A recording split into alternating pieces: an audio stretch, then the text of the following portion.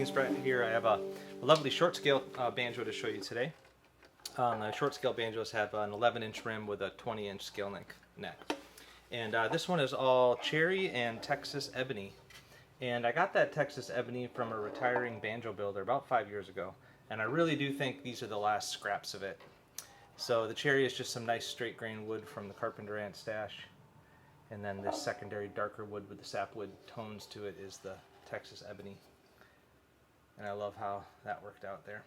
Went with the rounded headstock shape, comes from the old Hawaiian ukes that I'm interested in. It's got steel strings, tuned to open G like a normal banjo. Little armrest here and stuff. This one has no tone ring, it's just the wooden rim. It's real lightweight, but it's plenty loud, and I really like the sustain. And cherry's got a little grit to it that I really like.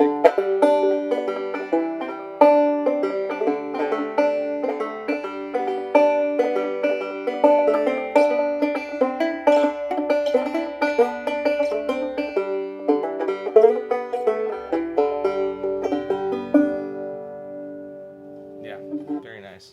So this is number 1034. Cheers.